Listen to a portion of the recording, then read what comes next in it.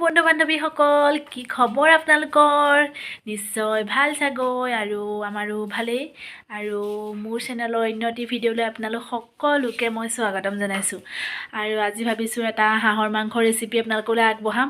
বহুদিন ভিডিঅ' দিয়া হোৱা নাই, কামৰ বাবে সময় পোৱা নাই। আৰু আজি ভাবিছোঁ আপোনালোকৰ এটা ৰেচিপি আগবঢ়াম আৰু আপোনালোকে চাই থাকিব শেষলৈকে ভিডিঅ'টো। তেন্তে আহক আমি হাঁহৰ মাংস বনাওঁ। আৰু ইয়াত লৈছোঁ মই এতিয়া হাঁহ মাংসৰ 1 কেজি আৰু হাঁহ মাংসখিনি মই নিমখ হালধি দি মেৰিনেট কৰি ৰাখিছোঁ 1.5 ঘণ্টামানৰ আগতে। আৰু ইয়াত লৈছোঁ ইমানটো চাইজৰ আলু কাটি লৈছোঁ। আৰু আলু যিহেতু আমাৰ ঘৰত সৰহকৈ খায় সেইকাৰণে আলুটো লৈছোঁ সৰহ। আৰু পিঁয়াজ লৈছোঁ মই সৰহকৈ, আৰু পিঁয়াজ মানে হাঁহ মাংসত যিমান সৰহকৈ দিয়া হয় সিমানেই ভাল লাগে খাই, টেষ্টটো ধুনীয়া উঠে। আৰু এইফালে লৈছোঁ আদা নহৰু পেষ্ট, আৰু এইফালে লৈছোঁ কেঁচা জলকীয়া, আৰু ইয়াত লৈছোঁ মিট মছলা, আৰু ইয়াত ধনিয়া পাউডাৰ লৈছোঁ, আৰু জিৰা পাউডাৰ, এইফালে ৰেড চিলি, আৰু এইফালে লৈছোঁ লং ইলাইচি ডালচেনি এডোখৰ, আৰু এইফালে লৈছোঁ তেজপাত 2টা। আৰু এতিয়া কেৰাহী গৰম হ'লত মই তাত দিছোঁ মিঠাতেল।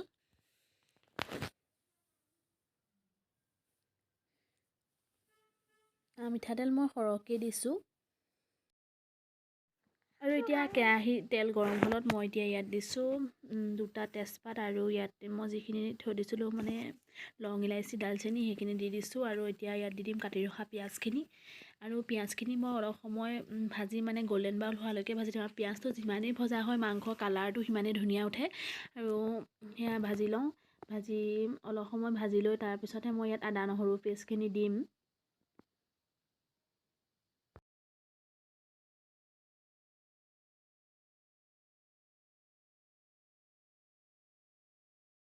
পিঁয়াজখিনি ভাজি হ'ল, আৰু তাত এতিয়া মই দিছোঁ আদা নহৰু পেষ্টখিনি। আৰু দি মই এতিয়া অলপ সময় ভাজি থাকিম, মানে আদা নহৰু কেঁচা গোন্ধটো যোৱালৈকে ভাজি থাকিম। কেৰাহীখন মানে জুইত বনোৱাৰ কাৰণে কেৰাহীখন ক'লা, আৰু সেইকাৰণে আপোনালোকে কিছুমানে ভাবিব পাৰে ইমান লেতেৰা কেৰাহীত বনাইছে, সেইকাৰণে কৈ দিছোঁ জুইত বনোৱা কেৰাহী যে সদায় ব্যৱহাৰ কৰা হয় সেইকাৰণে ক'লা হৈ আছে কেৰাহীখন। আৰু এতিয়া এইখিনি ভাজি হ'ল, আৰু এতিয়া মই যিখিনি মছলা থৈছিলোঁ দিবৰ কাৰণে সেইখিনি মই ইয়াত দি দিছোঁ।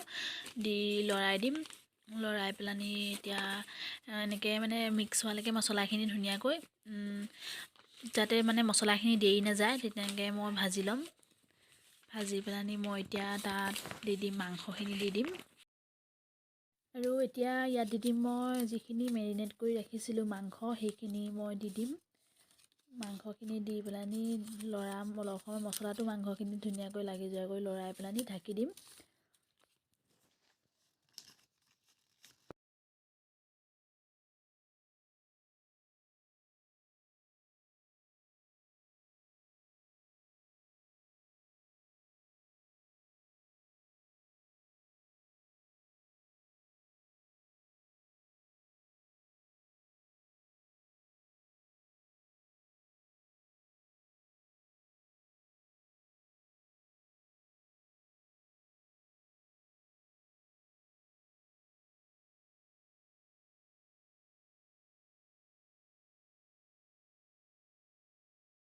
এতিয়া মাংসখিনি ধুনীয়াকৈ লৰালোঁ, এতিয়া ইয়াত ঢাকনি দি দিম।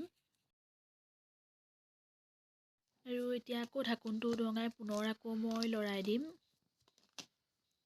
আৰু মাংসখিনিৰ পৰা তেলটো এনেকৈ ওলাই আহিছে, আৰু মাংসখিনি যথেষ্ট মানে হাঁহটো যথেষ্ট তেল আছিলে, আৰু সেইকাৰণে তেলটো মানে ওলাই গৈছে মাংসখিনিৰ পৰা। আৰু এতিয়া এনেকৈ লৰাই পেলাই এতিয়া মই ইয়াত দি দিম কাটি ৰখা আলুখিনি।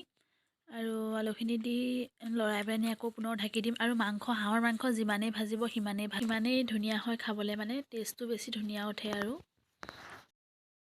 আৰু উদঙাই আকৌ মই পুনৰ লৰাই দিছোঁ মাংসখিনি। আৰু মাংসখিনি বহুত সময় ভাজিব লাগিব মানে, আৰু হাঁহৰ মাংস মানে যিমান ভাজে সিমানেই ভাল লাগে খাই।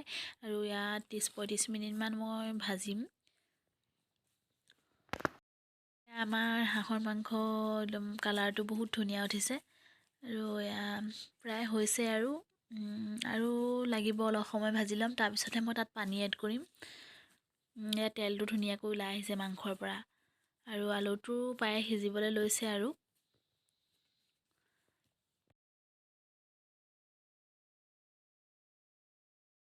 আৰু এতিয়া এয়া মাংস মানে প্ৰাণ দিব পৰা হৈছে আৰু আলুটো মানে ধুনীয়াকৈ সিজি গৈছে। আৰু এতিয়া মই ইয়াত পানী দি দিম আৰু পানী মানে অকণমান সৰহকৈ দিব লাগিব, কাৰণ আমাৰ ঘৰত মানুহো সৰহ যিহেতু। আৰু সেয়া মই পানী দি দিলোঁ। ইমানখিনি দিছোঁ মানে আৰু উতলিবলৈ দিম। আৰু ইয়াতে মই কেঁচা জলকীয়াখিনি দি দিছোঁ। আমাৰ এয়া মাংসৰে দি আৰু ইয়াত দি দিছোঁ কেঁচা ধনিয়া, আৰু মই গৰম মছলা দিলোঁ, মানে গৰম মছলা দিওঁতে ভিডিঅ' কৰা নহ'লেই। আৰু ইয়াত কেঁচা ধনিয়া থৈ দিছোঁ। এতিয়া আমাৰ মাংস খাব পৰা হৈ গ'ল, ধুনীয়া হৈ গ'ল। এতিয়া খাবহে লাগে আৰু খাই মেলি আপোনালোকক জনাম কেনেকুৱা পালোঁ।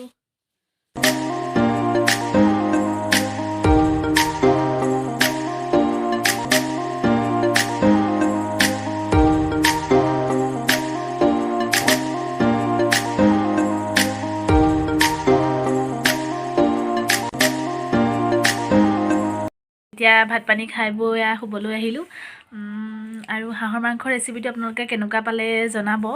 আৰু যিসকলে মোৰ চেনেলটো নতুনকৈ আহিছে তেওঁলোকে মোৰ চেনেলটো প্লিজ ছাবস্ক্ৰাইব কৰি দিব, আৰু কাষতে থকা বেল আইকনটো টিপি অল কৰি দিব, যেনে আহিবলগীয়া ন'টিফিকেশ্যনবোৰ আপোনালোকে পাই থাকে।